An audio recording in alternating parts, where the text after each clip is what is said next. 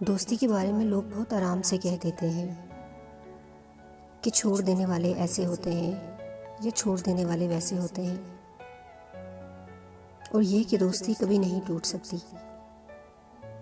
जो टूट जाए वो दोस्ती नहीं होती। चलो मान लिया, ठीक कहते हैं, मगर दोस्ती में एक मान भी तो होता है ना। और शायद वही मान दोस्ती की बुनियाद होता है। वही मान जब टूट जाए तो कौन सा रिश्ता बाकी रह जाता है।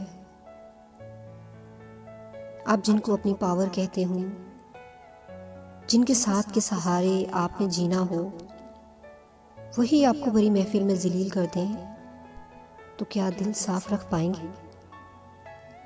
या कब तक दिल साफ रख सकते हैं? उनको कोई फर्क ना पड़ता हो कौन आपकी जिंदगी में क्या है।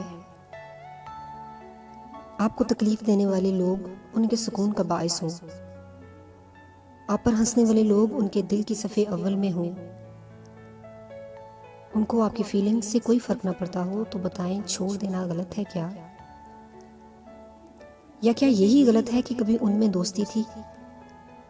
नहीं, ऐसा नहीं होता। कभी कभी टूट जाता है दोस्ती का रिश्ता भी। आप जितने भी मुखलिस रहे हों या मुखालिफ जितने भी मुखलिस रहे हों, मगर जब मान की बात आ जाए तो इंसान टूट जाता है। और एक टूटा हुआ इंसान कौन सा रिश्ता निभा सकता है?